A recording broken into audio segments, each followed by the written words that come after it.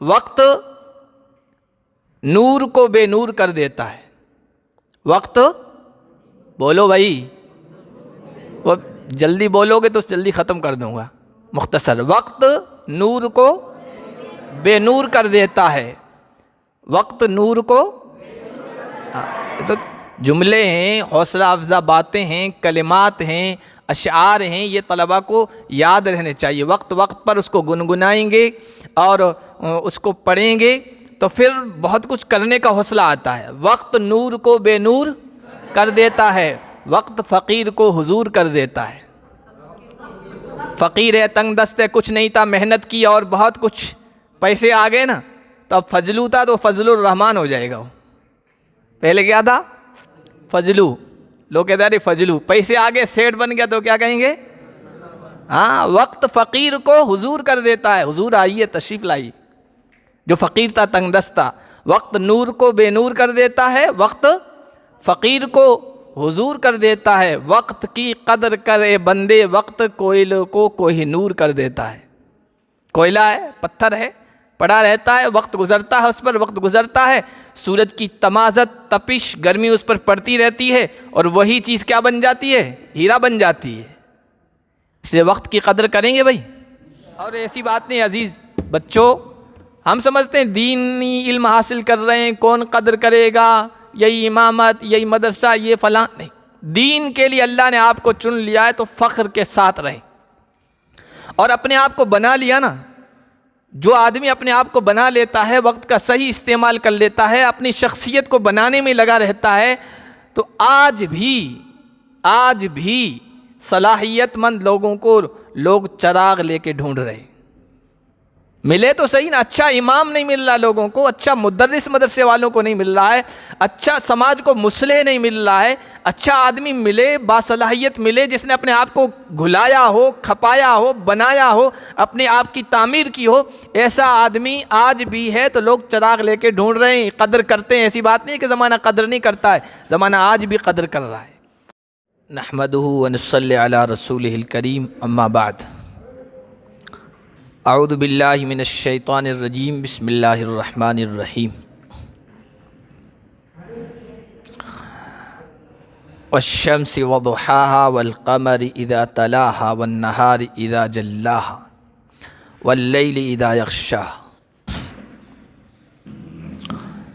वक़ाल अन्नबी सल्लल्लाहु अलैहि वसल्लम निअमतानि मग़बूनुन फ़ीहिमा कसीरुम मिनन नास अस्सिहतु वल फ़राग़। अज़ीज़ तलबा, अल्लाह तबारक व तआला ने आपके साथ खैर और भलाई का इरादा फरमाया और आपको तालीमी सिलसिले को जारी रखने की तौफ़ीक़ अता फ़रमाई। ये अल्लाह की बहुत बड़ी नेमत है। अल्लाह जिसके साथ भलाई का इरादा चाहता है तो उसको दीन की फ़िक़्ह, दीन की समझ हासिल करने की तौफ़ीक़ अता फ़रमाता है। वरना तालीमी मरहलों के बीच में ऐसा होता है कि हर कुछ अरसे के बाद जब छुट्टियों का मरहला आता है तो कुछ न कुछ आपके साथी कम हो जाते। शव्वाल में जब मदरसा शुरू हुआ था उस वक्त काफ़ी आपके साथी रहे होंगे, फिर बकरीद का मरहला आया, कुछ विकेट उस वक्त गिर गए होंगे, है ना। फिर शशमाई का आया तो अब आप देखेंगे तो जो बकरीद में थे अब शशमाई में कुछ अफराद नहीं रहे हो। लेकिन अल्लाह ने आपको यहाँ जमा फरमा दिया और ये मरहला भी तय फरमा दिया, तो इसका मतलब ये है कि अल्लाह आपके साथ खैर और भलाई का इरादा चाहता है। सब कह दें अल्हम्दुलिल्लाह। इधर मुतवज्जे रहो। अल्लाह ने आपको ये टाइम दिया है, वक्त दिया है अपने आप को बनाने के लिए। सबसे कीमती चीज़ आपके पास है वो आपका टाइम है, आपका वक्त है। अल्लाह ने इस वक्त की कसम खाई। अल्लाह अज़ीम है, वो अज़ीम चीज़ की ही कसम खाता है। मामूली इंसान होगा तो मामूली चीज़ों की कसम खाएगा, बड़ा इंसान है तो बड़ी बातें करेगा। अल्लाह अज़ीम है, बड़ा है, तो मामूली चीज़ों की कसम नहीं खाएगा, वो उन चीज़ों की कसम खाता है जो उसके यहाँ बड़ी अहम है। दिन की कसम खाई, रात की कसम खाई, चाश्त की कसम खाई, ये वक्त की अहमियत बताने के लिए। अल्लाह ने आपको 24 घंटे दिए हैं, इसको आप सही इस्तेमाल करें। आम तौर पर लोग, तलबा इसमें गफलत में पड़े रहते हैं। अल्लाह ने फरमाया, अल्लाह के नबी सल्लल्लाहु अलैहि वसल्लम ने फरमाया नहीं कि दो नेमतें अल्लाह की ऐसी है जिसमें अक्सर लोग गाफिल हैं, धोखे में पड़े हुए हैं। एक तो तंदुरुस्ती की नेमत और दूसरे फरागत की नेमत। वक्त है, अभी आप बहुत कुछ कर सकते हैं लेकिन नहीं कर रहे, अच्छे टाइम के इंतज़ार में।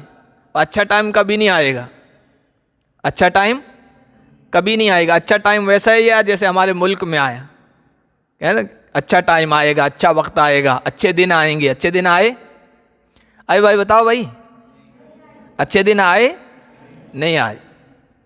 अच्छा दिन, अच्छा टाइम, अच्छा वक्त वही है जिसमें आप ये फैसला कर लें कि मुझे काम कर देना, बल्कि शुरू कर दें काम शुरू कर दिया तो आपका सिलसिला सफ़र चलता रहेगा और आप एक न एक दिन कामयाबी की मंजिल पर पहुंच जाएंगे। और अच्छे वक्त के, अच्छे टाइम के, अच्छे चांस के इंतज़ार में रहेंगे तो कोई भी काम नहीं कर पाएंगे। जो काम करने वाले हैं वो काम की कमी की कभी शिकायत नहीं करते हैं, वक्त की कमी की शिकायत नहीं करते।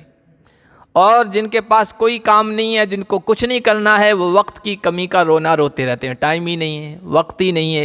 हालांकि यही 24 घंटे का वक्त है, लोग अपना सारा काम कर रहे, किताबें लिख रहे और बहुत सारे ऐसे काम जो उनकी ज़िंदगी में मुफीद हैं, कारआमद हैं, नफ़ा बख्श हैं, वो कर रहे हैं।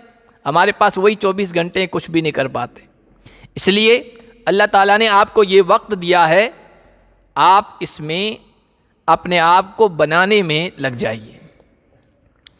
और आपने इस वक्त का सही इस्तेमाल कर लिया तो फिर ये वक्त आपको बहुत कुछ देगा, ये वक्त आपको बहुत कुछ देगा। वक्त के पास या वक्त के अंदर अल्लाह ताला ने बहुत कुछ रखा है।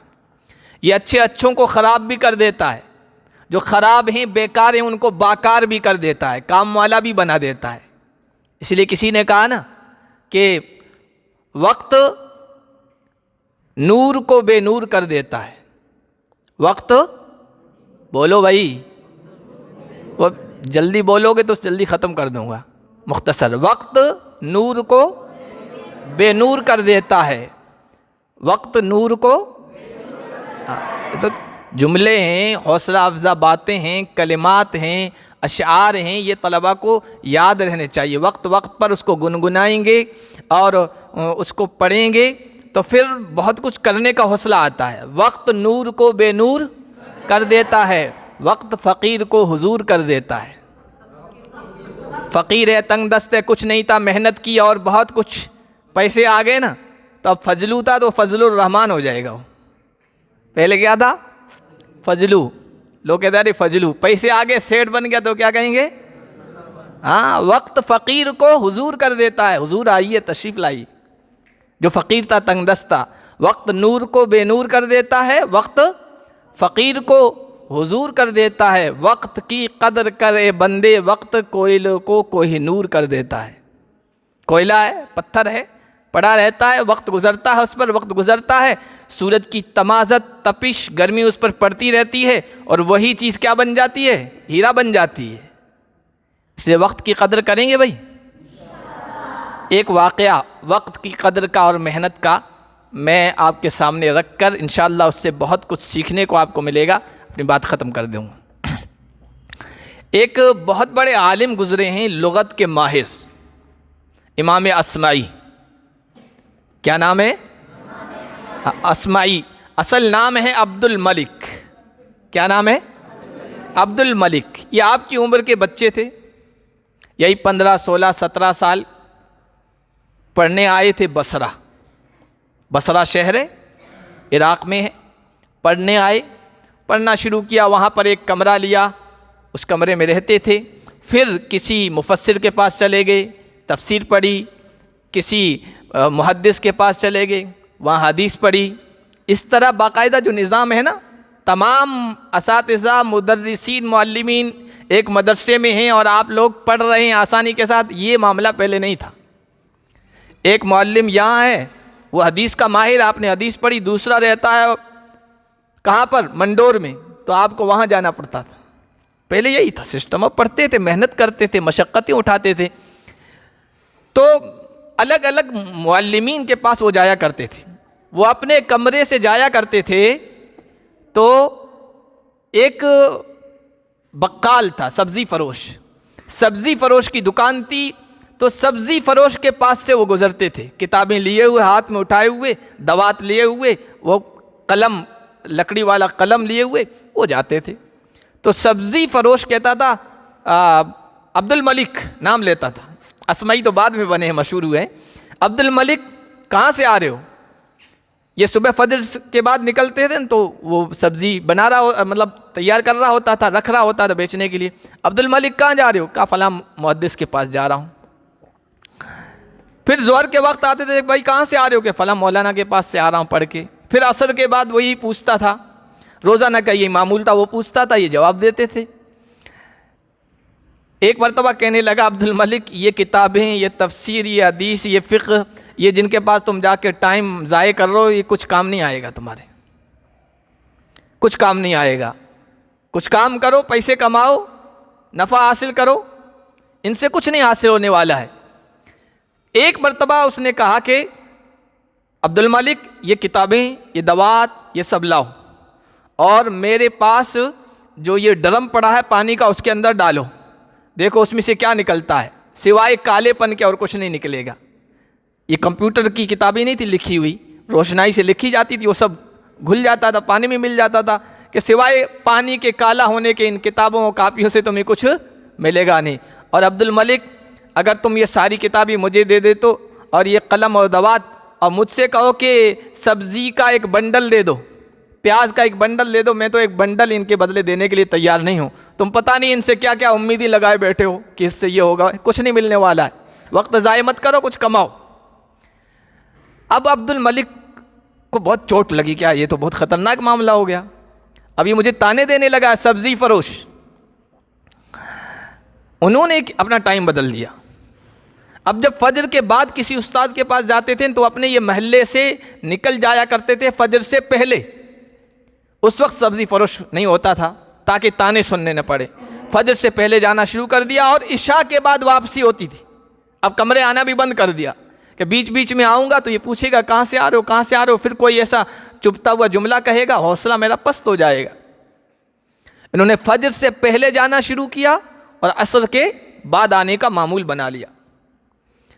कई साल तक पढ़ते रहे, इनके अंदर महारत पैदा हो गई, लिखने की महारत आई, अशआर कहने की, कातिब बने, शायर बने, मुहर्रिर बने, अदीब बने, मुहद्दिस फ़क़ीह बने। ज़्यादातर लुग़त के अंदर, अदब, शेर व शायरी के अंदर इनके अंदर कमाल पैदा हो गया।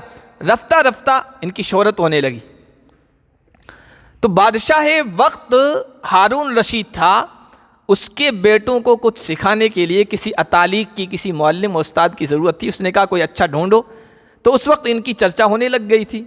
हारून रशीद ने बगदाद से अपने एक कारिंदे को हुक्म भेजा, बसरा का जो अमीर था, सुलेमान नाम था उसका, या मोहम्मद इब्न सुलेमान नाम था उसको, कि आपके यहाँ अगर कोई माहिर है, अदीब है, ज़बान का शनासा है, जानकार है, उसको मेरे यहाँ भेजो। खिलाफत में, दारुल खिलाफा में मैं अपने बच्चों को उसके यहाँ बिठाना चाहता हूँ, उससे सिखाना चाहता हूँ। और सुना है कि असमाई नाम का कोई आदमी आपके यहाँ नौजवान है और बड़ा माहिर है, अगर वो हो तो हो जाए। चुनांचे अब्दुल मलिक कहते हैं, एक मरतबा मैं निकल रहा था अपने कमरे से कि अचानक आवाज़ आई, कोई कह रहा है कि कोई असमाई को जानता है, असमाई को जानता है। तो किसी ने मेरी तरफ इशारा कर दिया। बसरा का अमीर मेरे पास आया और खलीफा वक्त हारून रशीद का पता दिया और उसका पैगाम पहुंचाया और कहा कि उन्होंने आपको अपने महल में बुलाया है अपने बच्चों को तालीम देने के लिए, क्या आप तैयार हैं? अब्दुल मलिक कहते हैं कि मेरे कपड़े बिल्कुल बोसीदा, बाल बिखरे हुए, जो शक्ल सूरत थी ना वो बादशाह के दरबार में जाने की नहीं थी, बड़े लोगों के बीच में। कुछ नहीं था मेरे पास, घर का जो साजो सामान था ना वो भी बेच दिया था अपनी खाने पीने की ज़रूरतें पूरी करने के लिए। आज आप अंदाज़ा लगाओ, आपके पास, आपको खाने पीने में कुछ खर्च करना पड़ता है? कुछ नहीं, सारी ज़रूरियात एक जगह पर आपको सब मिल रही है मदरसे की तरफ से, और उसके बावजूद भी हम मेहनत नहीं कर पा रहे। बाल बिखरे हुए, कपड़े गंदे संदे, घर की ज़रूरत की चीज़ें भी बेच दी थी ज़रूरतें पूरी करने के लिए। कहा कि इस शक्ल में तो मैं वहाँ नहीं जा सकता, इसलिए मैं कैसे आऊँ दरबार में? तो उसने कहा ठीक है मैं आता हूँ। वो आदमी वापस गया, बादशाह को पैगाम पहुँचाया कि उस बेचारे की तो हालत तो बहुत ख़राब है, वो यहाँ आने के काबिल भी नहीं है। तो बादशाह वक्त ने 1000 दिरहम दिए कि उसको जाके दे देना, अपनी पगड़ी, अपना साफ़ा, अपना लिबास, अपने जूते, अपना सब कुछ ठीक कर ले। उस 1000 में मैंने अच्छे कपड़े ख़रीदे, सब कुछ ठीक ठाक किया, बादशाह के दरबार में जाने जैसा हो गया। बादशाह के दरबार में पहुंचा, खलीफा हारून रशीद ने कहा मेरे ये 2 बेटे हैं, इनको सिखाओ, अदब सिखाओ। इसलिए कि उस वक्त मिंबर पर जो हुकूमत का ज़िम्मेदार होता था ना वही होता था। अब हुकूमत की ज़िम्मेदारी, नमाज भी आपको पढ़ानी है, मिंबर पर खुतबा भी आपको पढ़ाना है, तो तकरीर भी करनी होगी जुमा के दिन, और ये बहुत अहम मामला है। 7 साल तक दरबार में वो रहे। महीने की तनख्वाह अलग होती थी, खाना पीना सब दरबार की तरफ से, कोई ज़रूरत की चीज़ दरबार की तरफ से पूरी की जाती थी, और महीने की तनख्वाह पूरी बच जाती थी।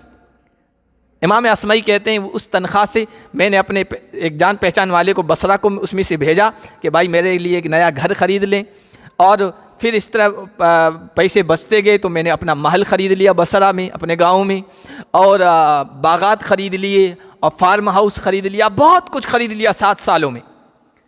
7 साल जब मुकम्मल हुए तो बादशाह ने कहा कि भाई तुमने हमारे बच्चे को सिखाया, हमारा बच्चा मिंबर पर खड़ा होने के काबिल है, लोगों से जुमा के दिन खिताब करने के काबिल है? कहाँ, बिल्कुल तैयार है, बिल्कुल तैयार है। चुनांचे वो खलीफे का बेटा शहज़ादा मिंबर पर आया, जुमा के दिन शानदार खुतबा दिया, तकरीर दी।